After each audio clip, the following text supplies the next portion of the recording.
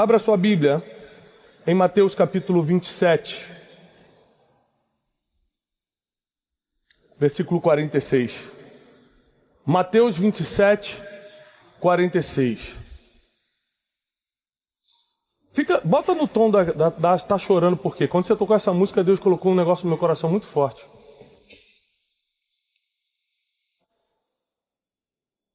E diz assim: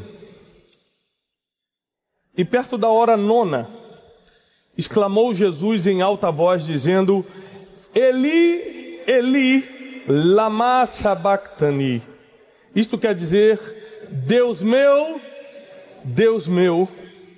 por que me desamparaste? Eu não sei você, mas eu sou crente desde criança. Eu sou filho de pastor, sou neto de pastor. E por muitas vezes na minha vida, eu me senti desamparado por Deus. Ano passado, eu perdi minha mãe. E naquela semana que ela ficou no hospital antes de partir, eu tentava negociar com Deus de todas as formas. Eu não sei quem já perdeu alguém querido e tentou negociar, teve tempo para negociar com Deus. Eu fiquei negociando, prometendo coisas a Deus, falando: Deus, se você levantar minha mãe, eu faço tal coisa, eu faço isso. Eu comecei a negociar e nada acontecia. E quando o médico veio com a notícia, eu falei: será que Deus existe mesmo? Porque eu orei a semana toda, eu prometi tantas coisas a Deus. Por muitas vezes eu me senti desamparado. Eu lembro quando eu quebrei. Alguns anos atrás eu quebrei emocionalmente e financeiramente, mas assim, de uma depressão profunda. Nessa depressão que hoje o pessoal escreve, não, sente uma tristeza e fala que está em depressão. É depressão clínica mesmo, não consegui sair de casa, não consegui tomar banho, não consegui fazer nada.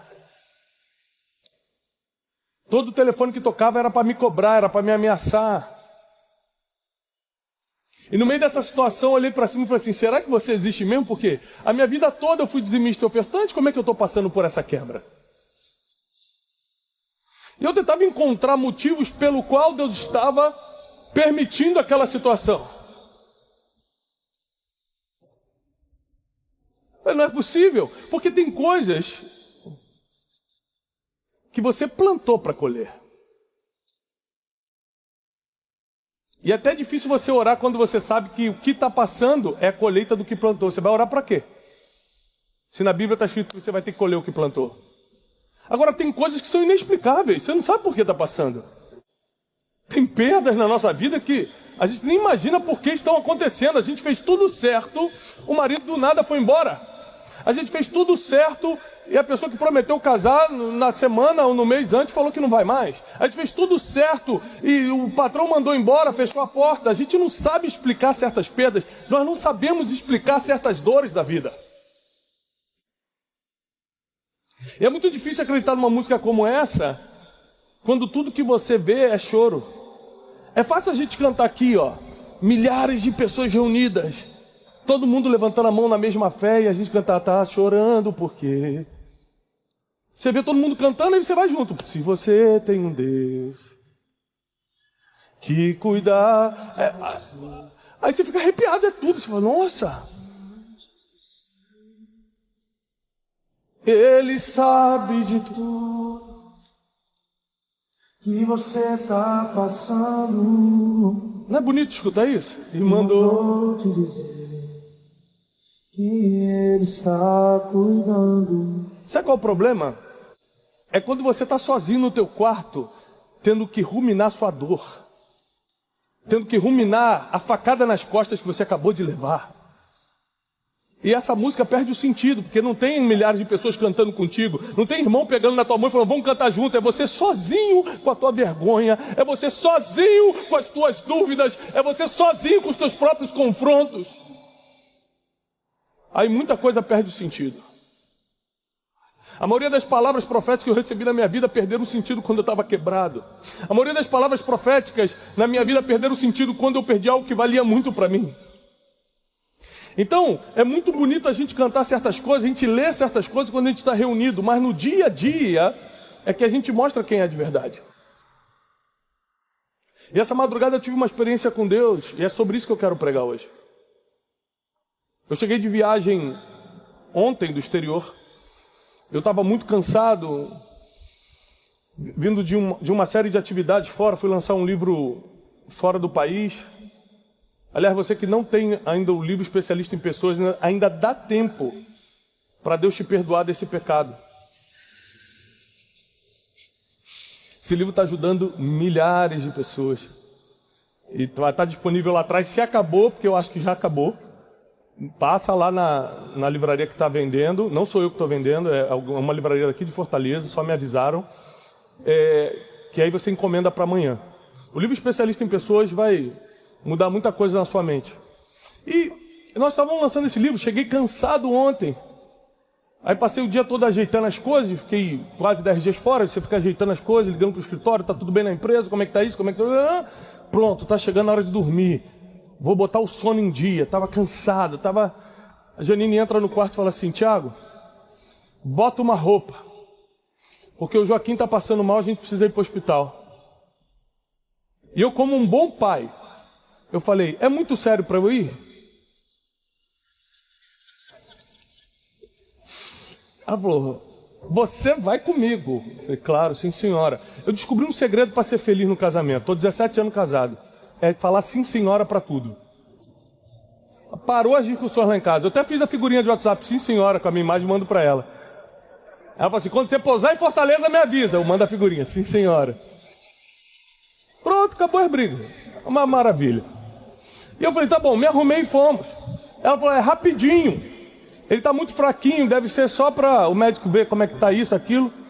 Entramos 10 horas da noite, saímos 9h15 da manhã. E quando entrou, o médico começou a medir um monte de coisa. E pela fraqueza que ele estava, a primeira coisa que o médico falou assim, vamos tirar a glicose dele. Eu nem sabia que criança de 4 aninhos, eu tenho 4 filhos, que a gente está sabendo que vai ser um incentivo aí do governo de quem tiver mais de 5 filhos, a gente está tentando montar uma ONG.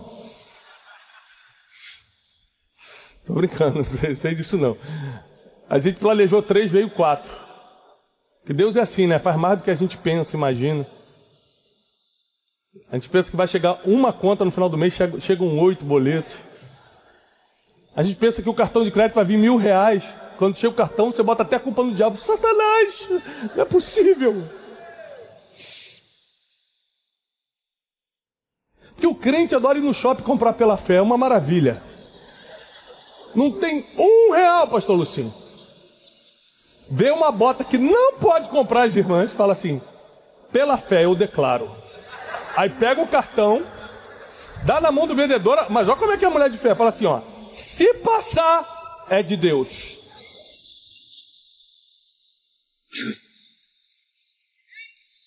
Não é assim ou não é? E tem gente que fala, a qualquer momento Jesus vai voltar, vamos deixar os boletos para o anticristo pagar. O boleto chegou, você já está 82 meses pagando. E por algum motivo, pela fraqueza de Joaquim, a gente tem 4 filhos, Joaquim é o nosso terceiro, a gente chama lá em casa pelo número 1, número 2, número 3, número 4, Joaquim é o número 3. Tirou a glicose, e a glicose dele estava tão baixa, que o médico ficou desesperado, porque tinha uma chance de ele começar a convulsionar. Então rapidamente decidiram furá-lo, para tentar colocar soro e glicose direto no sangue. Quando seguraram o braço dele, o Joaquim olhou no meu olho e falou assim, pai, começou a chorar. Você vai deixar fazer isso comigo? E na hora eu peguei o braço do enfermeiro e falei, peraí, vamos esperar. E aí o médico falou assim, olha, nós temos que rápido intervir. E aí o Joaquim me olhava com os olhos lacrimejando e falou, pai, não deixa me furarem. Eu comecei a chorar junto, falei, meu Deus, o que eu faço? Porque ele é muito magrinho, quem já viu o Joaquim na internet, é muito magrinho, bichinho, tadinho. Falei, a agulha vai passar o braço dele, é um toquinho. E eu ficava, enfermeira, você sabe fazer isso? Ela, senhor, trabalha 30 anos nisso. Eu falei, não é suficiente 30 anos, como é que pode? Começou agora, já quer furar meu filho? E o Joaquim falava, pai, por favor, pai, eu te imploro, pai, não deixe eles fazerem isso. Quando a mulher botou a agulha, ele falou, pai, me protege.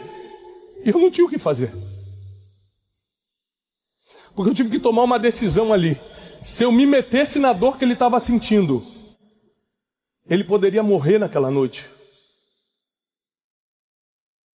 Se eu pudesse colocar o nome nessa palavra de hoje, eu colocaria: existem dores que te livram da morte.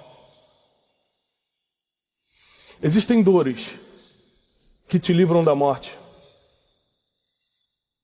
O problema é que tem dor que você cria e tem dor que Deus envia. E a que te livra da morte é a que Deus envia.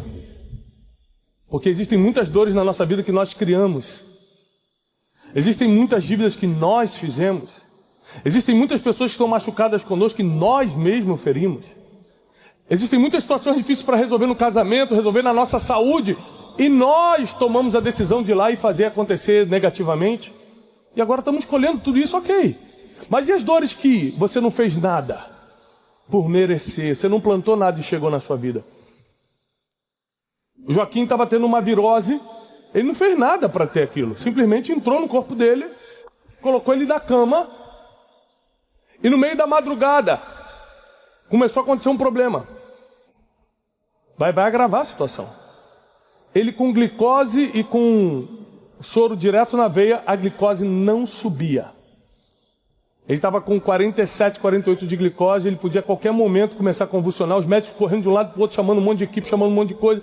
O garoto assim, tremendo, com os lábios rojos: pai, me ajuda, eu não sabia o que fazer, eu orava, eu ficava de joelho, pegava a Bíblia, prometia tudo para Deus.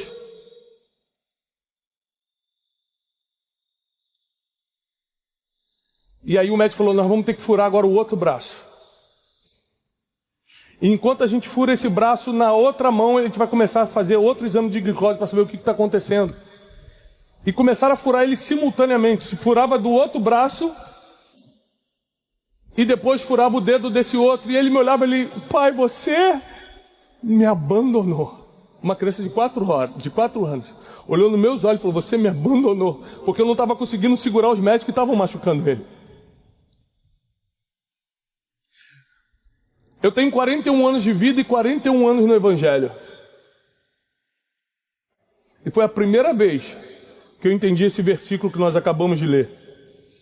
Eli, Eli, lama sabachthani. Meu Deus, meu pai, por que você me abandonou? Por que você me desamparou? Só nessa madrugada. Eu não dormi hoje à noite, eu estou aqui, virado, como a gente diz. Mas eu vim aqui servi-los com essa palavra, porque Deus vai tirar muita gente da dor que não precisava estar passando hoje. Hoje, essa sexta-feira, vai ser a tua saída de dores desnecessárias. Porque a única dor que vale a pena sentir é a dor que te faz crescer, a ponto de te livrar da morte. Eu botei a mão nele e eu comecei a tomar mais coragem. Eu botava a mão nele e falei: Joaquim, não tem jeito, meu filho. Sua glicose não está subindo, eles vão ter que continuar furando. E ele vai: pai, eu não gosto mais de você. E ele começou a brigar comigo. E foram furando ele até de manhã, quando deu 9 horas da manhã, a glicose dele subiu. Os médicos já estavam desesperados, a madrugada toda batalhando, eu e Janine orando, acionando todos os intercessores, ligando para todo mundo. A glicose subiu. Fizeram um novo exame e deram alta. Pode ir. No carro ele cruzou o braço e veio brigado comigo.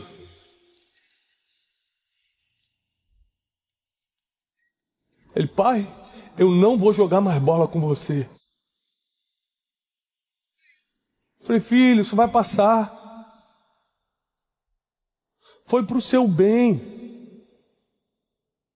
Ele tem 4 anos. Você acha com que idade que ele vai entender o que eu fiz nessa madrugada com ele? Com 5 ele vai entender? Porque eu deixei furar ele? Sim ou não? Só quando ele for? Pai. Ele vai ser adolescente e vai falar: pai, não precisava me fazer sofrer. E por coincidência nós somos iguaizinhos com Deus. Deus está nos deixando passar por uma dor, a gente olha e fala: você não vai fazer nada? Você não está vendo que estou me humilhando? Eu te sirvo desde a minha mocidade, você não está vendo que eu estou quebrado? Você não está vendo o que ela está fazendo? Você não está vendo o que ele está fazendo? Você não está vendo a dor que eu estou passando? E Deus está igualzinho. Eu estava nessa madrugada no hospital falando: meu Deus, Senhor, não pode. Porque o que ele quer não é evitar a dor, é te livrar da morte. Porque a dor que meu filho sentiu nessa madrugada tirou ele do vale da sombra da morte. As dores que Deus permite na tua vida não é para te derrubar, é para te tirar da sombra da morte. Se você parar para pensar, eu parei de falar com Deus. Foi o único momento da minha vida que eu me revoltei com Deus. Foi de 2013 para 2014, quando eu quebrei. Eu tinha uma agência de turismo e quebrei. Foi uma história bem triste. Alguns que me acompanham sabem como é. E eu lembro de chutar a parede e falar: Deus não existe, porque eu servi Deus a vida toda e olha o que eu estou passando. Hoje, em 2022, quando eu ajoelho para agradecer a Deus, eu falo: Deus, obrigado porque tu me quebraste lá atrás. Porque se hoje eu estou fazendo o que eu estou fazendo, cumprindo o meu propósito, escrevendo livros, fazendo o nosso programa matinal, o Café com Destino, pregando aqui nessa noite, se hoje eu estou fazendo alguma coisa para Deus, é porque Ele quebrou uma empresa que eu achava que era tudo para mim. Ele tirou de mim para me livrar de uma morte espiritual, morte emocional, até morte financeira, não sei. Mas Deus me quebrou para me livrar da morte. Sabe uma coisa que a gente esquece? Que José resistiu à mulher de Potifar. Lembra disso? Mas resistiu quantas vezes? Quantas vezes? Uma. Imediatamente depois ele foi preso. E a gente fala: que injustiça! Um homem que não fez nada ser preso. Injustiça ou livramento? Porque a dor da prisão livrou ele de ter outras oportunidades de errar. Às vezes você se sente aprisionado em alguma área da sua vida e não entende por quê. É Deus falando: vou te deixar escondido para aquelas pessoas que querem matar a tua vida emocional, matar a tua vida espiritual, matar o teu casamento, matar a tua vida sentimental. Elas fiquem longe de você porque tem grade separando. O problema é que geralmente o lugar que Deus te esconde não é o lugar que você queria estar. José queria estar no palácio, mas estava na prisão. Mas o lugar que Deus te guarda é o que antecede o que você sempre sonhou. Ou seja, logo depois da prisão, José vai para o palácio. Porque a dor de ser preso livrou ele de morrer espiritualmente, errando com a esposa de Potifar. Nós temos vários outros exemplos. Em Êxodo, eu quero ler com vocês. Êxodo 3,7 diz assim: e disse o Senhor: tenho visto atentamente a aflição do meu povo que está no Egito, e tenho ouvido o seu clamor por causa dos seus exactores, porque eu conheci as suas dores. Se o povo de Israel não tivesse em dores no Egito, eles nunca seriam expulsos de lá. A dor, além de te livrar da morte, ela tem uma segunda função: te colocar no destino certo. Porque teve um monte de gente no Egito que estava tão acostumado com a cebola do Egito, que quando estava no deserto, indo para Canaã, indo para a terra prometida, ficava com saudade do que comia lá.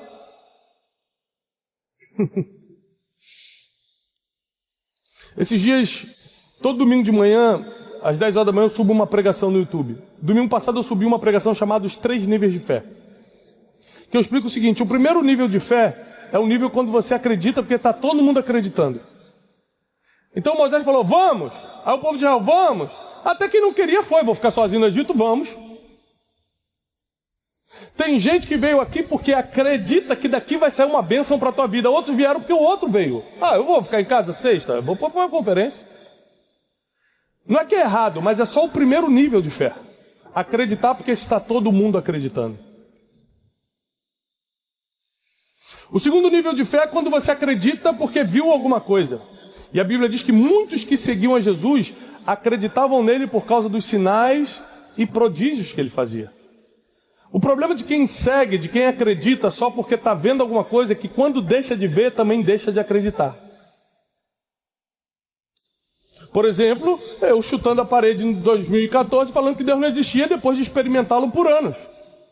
Por que eu falei isso? Porque eu só acreditava enquanto eu estava vendo. Mas o terceiro nível, que é o nível que Deus vai nos levar nessa noite, é quando você acredita sem duvidar. A Bíblia diz que Abraão, contra toda a esperança, em esperança creu. O que é isso? Quando os céus falaram, você vai ter um filho. Era contra toda esperança, porque ele era velho e Sara era velha. Mas ele diz, eu acredito no que foi dito sem duvidar. Esse é o nível mais alto de fé. É contra a esperança, é contra a naturalidade acontecer, mas você está acreditando sem duvidar. Você não precisa que alguém vá contigo, acreditar contigo. Você não precisa ver um sinal para acreditar, você simplesmente acredita. E acredite se quiser. Sabe quando o nível de fé 3, nível 3, chega na nossa vida? Adivinha, já sei. Quando a gente está passando férias em Paris. Aí você está lá na Torre Eiffel e fala, gente, que fé maravilhosa que eu vou ter agora. Está na Disney, esperando para andar na montanha-russa e fala, gente, vou ativar minha fé agora, que eu acredito que... É isso? Não. É quando falta o dinheiro no bolso. É quando o diagnóstico chega. É quando o filho quer sair de casa sem motivo. É quando a família começa a desmoronar. É quando as coisas começam a dar errado. É quando parece que tudo está saindo do controle. Aqui. Sua fé ou vai para o nível 3 ou te desmancha de vez. E muita gente está aqui, está com nível alto de fé a ponto de vir por uma conferência como essa, porque passou pelo vale da sombra da morte. E a dor, ao invés de matá-lo, alinhou o futuro, alinhou o destino dessa pessoa. Por isso ela está aqui hoje. Ano passado, eu tive uma crise de rins. Eu nunca tinha dormido no hospital na vida, eu nunca tinha tomado uma anestesia geral na vida. Eu tive uma crise de rins. Eu vim saber que era de rins depois, eu comecei a sentir uma dor fora do comum e falei, Janine, eu estou passando muito mal, Janine.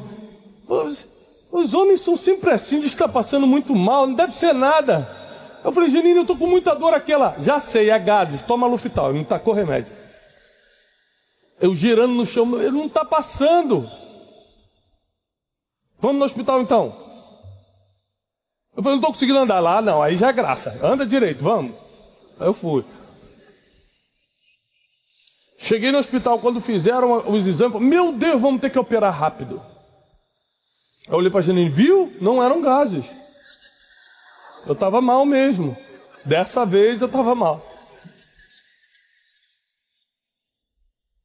E aí, os médicos tiveram que começar a me preparar para dar uma anestesia geral. Me operaram. Foi terrível. Quando eu acordei, eu estava com, esqueci o nome, um catéter. 3 dias depois, usando aquele catéter, não vou dar detalhes, porque foi uma coisa terrível. Eu comecei a sentir a dor de novo. Esqueceram de tirar uma pedra. Oh, glória. Aí eu falei assim, não, Jesus, não é possível. Esqueceram de tirar uma? Que benção. Comigo aconteceu? Se aconteceu alguma coisa muito ruim contigo, fala assim, logo comigo? Eu falei, não acredito. Eu estava num bom hospital de São Paulo. Eu falei, moço, isso costuma acontecer. Sabe o que o médico me falou? Nunca aconteceu. Eu falei, glória então a Deus. Vamos ter que operar de novo. 3 dias depois, me apagam de novo para tirar a pedra.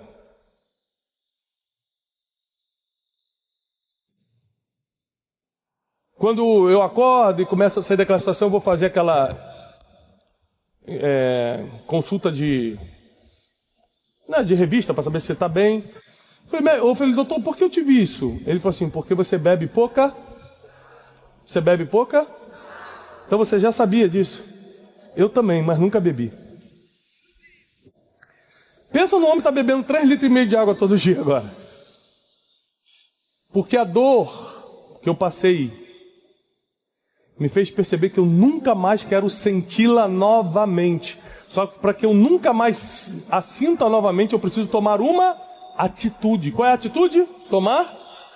Vou até tomar um pouquinho agora, que me deu até uma dorzinha. Só de falar aqui, deu uma pontada. É hipocondríaco, né? Fala, já começa a sentir. Estou tomando muita água. Aí fui fazer uns exames, fui fazer aquele exame geral, como é que fala? Check-up. Uns 3 meses atrás. Os caras pegaram meu exame. Nossa, tá muito bom esse exame. Muito bom. Todas as taxas boas, maravilha. E tal. Ó, se você continuar nesse ritmo, você vai ver 10 anos a mais do que você viveria. Aí ele pegou meus últimos exames, antes da questão dos rins. Ele falou, meu Deus, aqui você ia morrer. colesterol alto, glicose, tudo ruim. Mas o que aconteceu? Quando eu comecei a tomar muita água, eu falei, já que eu estou tomando muita água, eu também vou comer menos. Quem sente Deus te falando que você precisa comer menos? Você está sentindo isso? Terra, ali ó. Tem um assembleano ali que já gritou, sou eu, é comigo. Está sentindo que Deus está falando assim? Come menos, meu filho, para que tudo isso? Aí eu falei, quer saber, eu vou começar a comer menos também. Conclusão, a chance de eu viver 10 anos, ou 15, ou 20 mais do que eu viveria, é muito maior, segundo os médicos. E sabe por quê? Eu comecei a ter essas atitudes? Porque eu senti muita dor. A dor é um presente. A dor é um presente. Se eu não tivesse sentido a dor nos rins, eu poderia partir mais cedo. Porque sem água no corpo, me alimentando mal, com o ritmo de vida que eu tenho, com o estresse do dia a dia, do trabalho, do instituto, viajando, fazendo as coisas, eu poderia partir. Mas algumas madrugadas no hospital me fizeram repensar minha vida toda. Enquanto você está reclamando porque tem gente te furando, o pai está te olhando e falando, mas eu estou aumentando a sua glicose, não tem jeito. Mas eu estou te livrando da morte, não tem jeito. Mas eu estou te ensinando algo que no futuro você vai saber exatamente como fazer, porque passou por isso aqui. Nada vale mais do que a experiência. Repete comigo, nada vale mais do que a experiência. Vou te provar. Descobrem que você precisa operar o cérebro rapidamente. Descobriram um tumor. Precisam retirar hoje.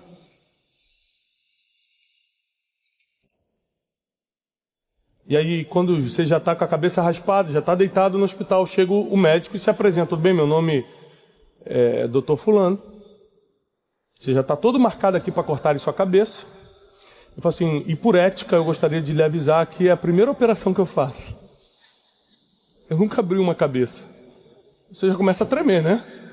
Aí ele, não fica nervoso não. Eu fiz 8 anos de faculdade, tá tranquilo. Você ficou tranquilo com essa informação? Ninguém fica. Então me diz uma coisa, de verdade, você prefere ser operado por um homem que fez 8 anos de faculdade, mas nunca operou uma cabeça, ou quem nunca entrou numa faculdade, mas operou 2.000 cabeças e deu tudo certo? Sua vida que está em jogo, decide aí. A gente vai na experiência.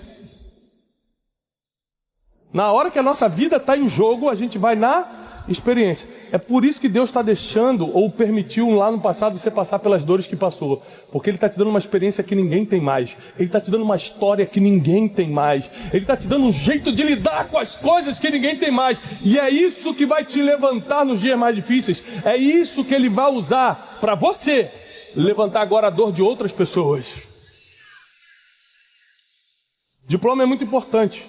Mas ninguém está aqui por causa do meu diploma. Dinheiro também é legal. Mas ninguém está aqui porque ninguém sabe quanto eu tenho na conta bancária. Ninguém está aqui por causa disso. Quem quer me escutar, ou escutar qualquer preletor, quer escutar pela experiência que ele tem para passar. Pelas coisas que ele sobreviveu nessa vida. Pela experiência que ele tem com Deus. É por isso que a gente está aqui. E a gente perde tanto tempo buscando coisas que não vão definir a nossa vida. As dores que Deus permitiu até hoje foram para te livrar da morte. Se você parar para pensar aqui, pensa nas maiores dores da sua vida. Quem aqui, na adolescência, na juventude, perdeu o amor da sua vida e chorou muito? Ficou até em depressão. Não precisa levantar a mão, não quer ver se você está casado hoje. O marido só olhando assim, Lembrou de alguém que você chorou no passado? Você já teve a experiência de encontrar essa pessoa 20 anos depois? No mercado, olhar e falar assim, Deus, obrigado pelo livramento. Pegou?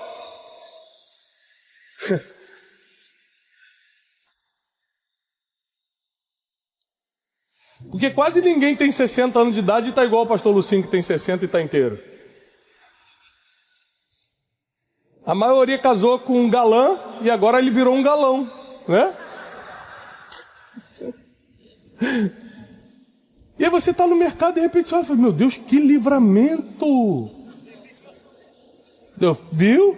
Eu preferi que você chorasse com 17 anos, dissesse que eu não existia, que eu não te amava, para agora você chegar no mercado olhar e falar, graças a Deus. Você imagina que quando eu mais discuti com Deus foi quando eu quebrei, e hoje eu boto o joelho no chão e falo, Deus, obrigado, Senhor. Se você deixasse eu decidir, eu ia preferir ficar atrás de uma mesa, vendendo passagem aérea, não tem nada contra isso. Só que não era o meu destino, não era o meu propósito, eu não estaria aqui hoje. Eu não teria escrito os livros que eu escrevi e ajudei tanta gente. Deus não poderia estar usando o dom que é em mim, porque eu estaria preso atrás de uma mesa de escritório. Você precisa entender que existe um projeto divino na sua dor. E você não está aqui por acaso, não. Você está aqui porque dessa conferência vão sair pessoas que vão ser usadas no Brasil e no exterior. O seu testemunho vai salvar muita gente. A sua história vai restaurar muita gente. Aquilo que você via lá atrás como vergonha, você vai começar a chamar a partir de hoje de testemunho.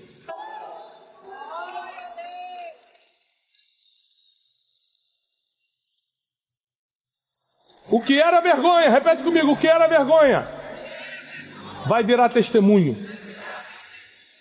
A sua maior vergonha do passado vai virar o seu maior testemunho. Vou te contar uma coisa que eu não costumo contar em público, não. Mas como eu sei que aqui no Ceará não tem fofoqueiro, eu posso contar aqui que ninguém vai falar para os outros. Esse homem está muito empolgado. Pedir já para um diácono ficar perto dele, por favor.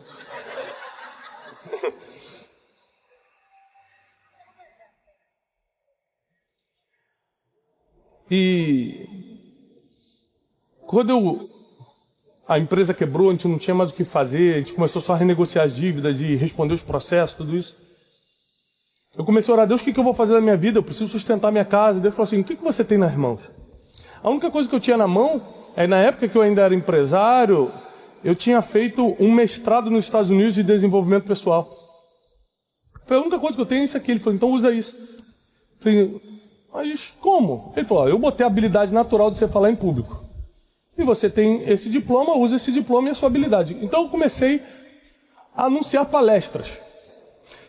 Eu tinha um livro chamado Rumo ao Lugar Desejado, 2014, era só uma apostila, virou um livro depois. E a gente ficava ligando para os lugares dizendo o seguinte, olha, se você levar a palestra de graça, no final o Thiago só anuncia o livro. A gente ligava para as escolas, ligava para empresas, e Janine era minha secretária, e ela falava, aqui somos o escritório do Thiago Brunet. Era só eu e ela em casa. E aí, aceitou? Ela, não, esse não. Era eu e ela trabalhando. E aí, uma vez, a gente passou a semana toda ligando, ninguém queria. Do nada a gente recebeu uma ligação. Falei, olha, eu queria trazer o Thiago aqui numa cidade, falando o nome de uma cidade lá no interior do Paraná que eu nunca escutei. Falar, não era conhecido, logicamente. E falei, não, ele vai sim, tudo. Marcamos, fui lá. De um ônibus, imagina, do Rio de Janeiro para o interior do Paraná, 3 dias, uma maravilha. E aí, cheguei lá na cidade, faltava 20 minutos para eu dar minha primeira palestra semi-internacional, né, que é fora do estado. Botei no banner, palestrante semi-internacional. Meu telefone tocou 10 minutos, estava me aprontando, e o cara falou assim, eu sei onde é que você está. Era um credor que eu tinha, e começou a me ameaçar, eu vou aí, eu vou fazer um escândalo quando você começar a falar. Eu vou falar para todo mundo quem é você. E todas aquelas ameaças que vocês talvez já tenham passado alguns aqui. Esse irmão aqui já passou pelo riso. Riu e chorou, quando o cara riu e chorou ao mesmo tempo, assim, passou. E aí, irmão, entrei num lugar, você imagina assim, devia ter umas 800 pessoas. Eu ficava olhando, assim, o cara me chamou, Thiago Brunet, ninguém bateu palma, ninguém me conhecia. Subi, tudo bem, aí ficava olhando assim, né? Do nada, quando eu olho lá para trás, tem um cara assim, ó, perto da mesa de som, assim, ó. Eu falei, meu Deus, é ele. E eu comecei a falar, gente, antes de eu dar minha palestra, eu não tinha outra opção. Eu podia fugir, ou eu podia enfrentar aquela vergonha. E a maior vergonha que eu tinha na época era de falar que eu era um quebrado. Porque como é que eu ia ser palestrante de desenvolvimento pessoal se eu era quebrado? Era muito difícil para mim, não tinha como. Então era a minha maior vergonha. Só que ali eu estava confrontado, porque tinha um cara lá atrás, eu recebi a ligação dizendo que ele ia fazer um escândalo. Aí o que eu fiz? Comecei a preparar o povo.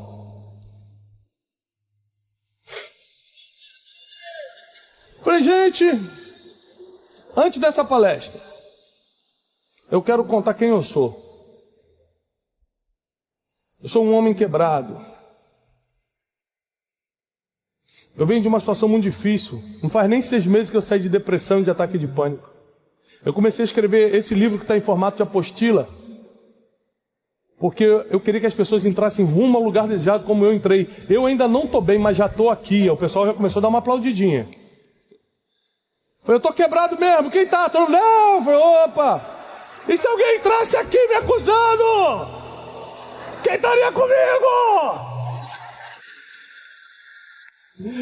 Aí eu, Jesus. Não tinha esse irmão que dá glória sempre, né? Tava lá. Não estava lá. E eu fui falando.